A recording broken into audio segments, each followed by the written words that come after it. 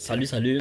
Si tu suis encore cette vidéo, naturellement, c'est le coach stratège Joseph Simon et nous poursuivons donc avec ta formation sur le langage SIM. Alors, aujourd'hui, j'aimerais qu'on voit une erreur qui est capitale et qui peut également, toi, te coûter cher si tu le fais.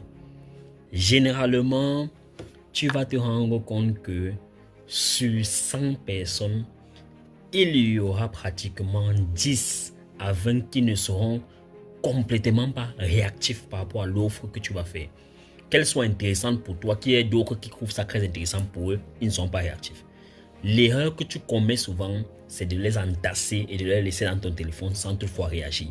Parce qu'il faut savoir une chose, si la stratégie SIM est aussi efficace que ça, c'est parce qu'effectivement, elle comprend, elle joue, elle étudie bien cette psychologie de la clientèle que j'appelle la psychoscience pour savoir qu'est-ce qu'il faut faire pour embellir le service. Et ça aussi, ça fait partie du service après-vente.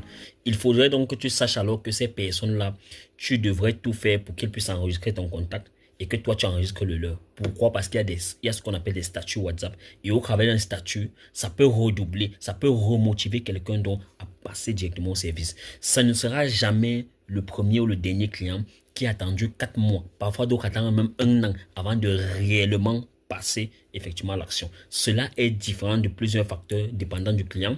Il peut ne pas avoir l'argent à ce moment-là. Il peut être hésitatif.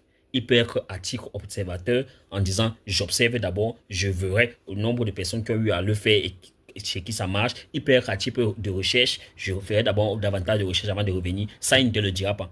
Donc, l'erreur que tu commets souvent, c'est de te dire que il n'est pas intéressé, je supprime son numéro, ça ne sert à rien. Vu qu'il a cliqué, j'écris, il ne répond pas. Voilà. Et parfois même, il y a un dernier cas. Parfois, il y a le cas selon lequel il est occupé, il est peut-être en ligne dans WhatsApp, mais il n'est pas sur le téléphone, il est sur l'ordinateur, etc., etc. Donc, tu n'es pas dans sa tête. Du coup, faites le nécessaire pour qu'il enregistre ton contact. Ça veut dire qu'en enregistrant ton contact déjà, et tu enregistres le sien, il peut voir tes statuts WhatsApp. Ça, c'est déjà embelli. Ça, c'est propre. Donc, ne me remercie pas. Continue à suivre la méthode SIM et tu témoigneras.